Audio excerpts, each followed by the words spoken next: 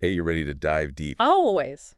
Today, we're headed to Queen Mary, University of London. Queen Mary. Yeah, to explore how they're tackling this Sounds interesting. pretty big question, really.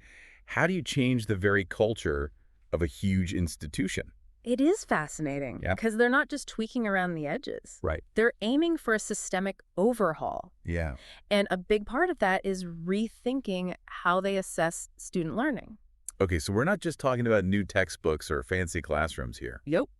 This is about a fundamental shift in how the university operates. For sure. What sparked this whole transformation?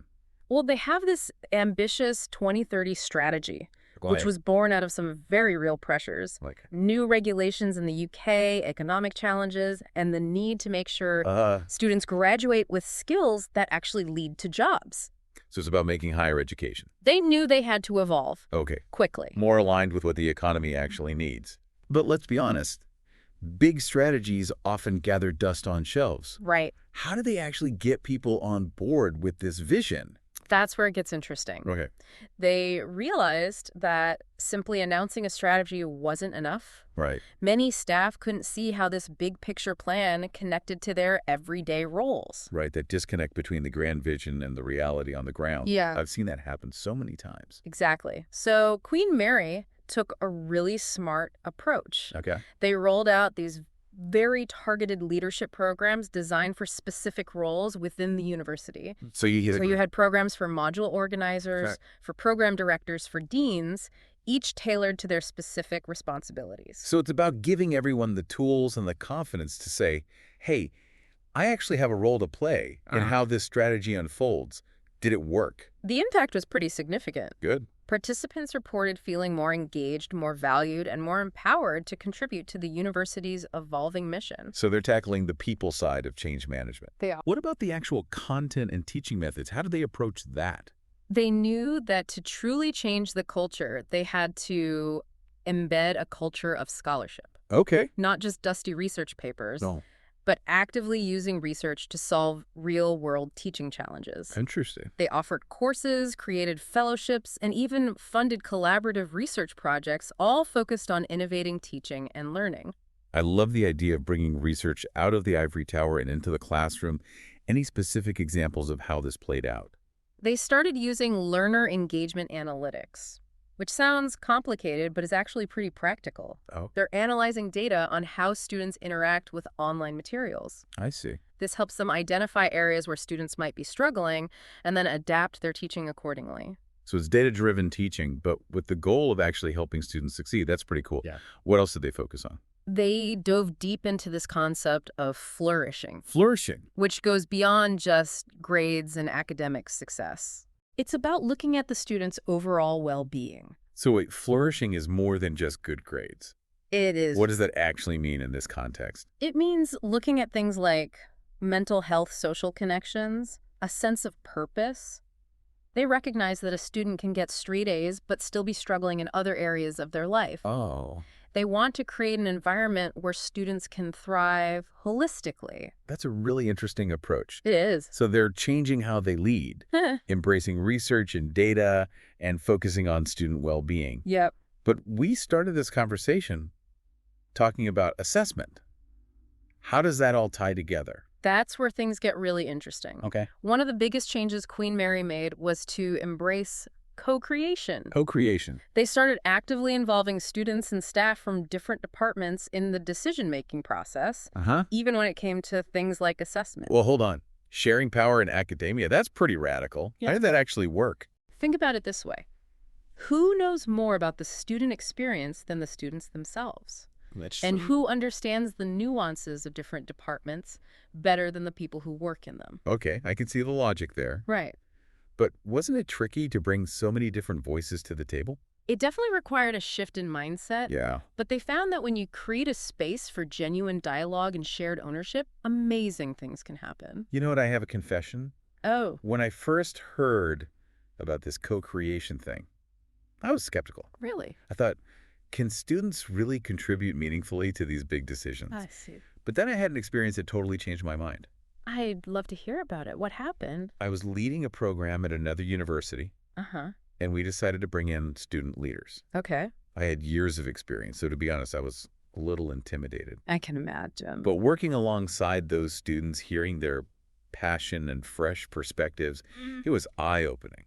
It challenges the traditional power dynamics, doesn't it? Totally. It's not about professors dictating what students should learn, but about creating a partnership where everyone feels valued. Exactly. And Queen Mary took this co-creation thing seriously. They did. They even created a SEED award to recognize student contributions to these projects. It's brilliant. Right. Students gain valuable experience, boost their resumes, and everyone benefits from their insight. It's a win-win. Totally.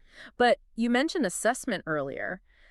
This is where Queen Mary's approach gets really interesting. Okay. They're not just changing who's involved in decision-making. Yeah. They're rethinking what assessment looks like. Okay, so less about cramming for exams and more about... More about demonstrating skills in a variety of ways. Oh. They encourage faculty to think beyond traditional exams and papers. For instance, presentations, debates, group projects. These can showcase a student's ability to communicate effectively, think critically, and collaborate skills that are highly valued in the real world. So it's like they're saying, hey, learning happens in all sorts of ways, not just through memorization and test taking, but how do you ensure consistency? You wouldn't assess a philosophy student the same way you'd assess a nursing student, right? Absolutely. They recognize that different disciplines have different needs. Right. But what unifies their approach is the focus on those graduate attributes we talked about earlier. Yeah.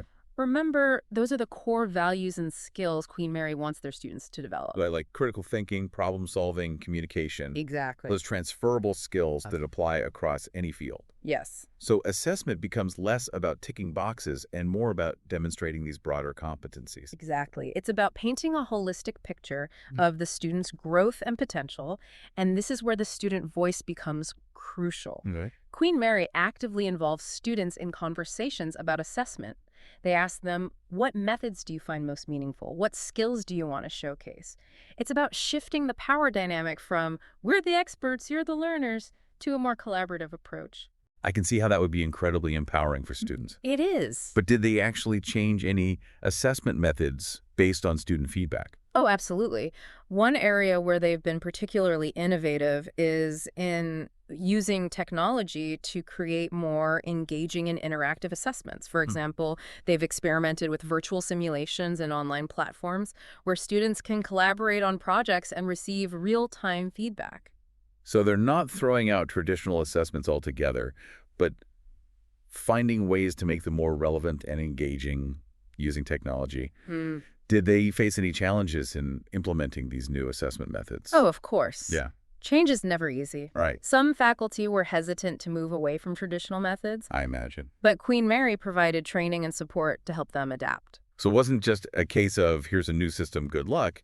They actually invested in getting buy-in from the people who would be using it. Exactly. They also encouraged those communities of practice we talked about, where faculty could share ideas and best practices, learn from each other, and support each other through the process. The power of peer learning. It's one thing to hear about a new approach from an administrator. It's another to see how your colleagues are actually using it in their classrooms. You got it, and don't forget the students. Right. They were actively involved in evaluating the new assessment methods and providing feedback. It's amazing how Queen Mary keeps bringing it back to student empowerment. Yeah. It's not just a buzzword for them. It seems woven into everything they do. It really is. They're walking the walk. So we've seen how Queen Mary is changing leadership, embracing research, prioritizing student well-being, and rethinking assessment. What are the big takeaways here? What can other universities learn from their experience? I think it boils down to this. They're not afraid to challenge the status quo. They're asking the tough questions about what higher education should look like in the 21st century, and then taking bold steps to find the answers. And they're doing it in a way that's both strategic and human-centered. Yeah. They're not just implementing top-down mandates. They're creating a culture of collaboration, trust, and continuous learning. They're showing that real change requires a shift in mindset, a willingness to experiment, and a deep commitment to the well-being and empowerment of both students and staff. If I could sum it up in a few words, I'd say Queen Mary's approach is all about empowerment collaboration, evidence-informed practice, continuous learning, and putting the student at the center of it all. It's a powerful model that goes way beyond just higher education. These are principles that any organization facing disruption and uncertainty can learn from. Absolutely. So as we wrap up this deep dive, here's the question we'll leave you with.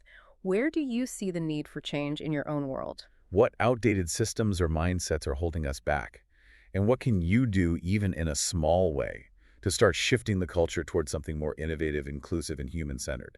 Change can feel daunting, but remember, Queen Mary didn't transform overnight. True. It was a process of small steps, constant iteration, and learning from both successes and failures. So don't be afraid to experiment, to challenge assumptions, and to believe that a better future is possible. And remember, you don't have to do it alone. Yeah. Find your people, build a community, and support each other along the way, because as Queen Mary has shown us, transformation is a team sport. Thanks for joining us on this deep dive. We hope you found it insightful and inspiring. Until next time, keep learning, keep questioning, and keep pushing for positive change.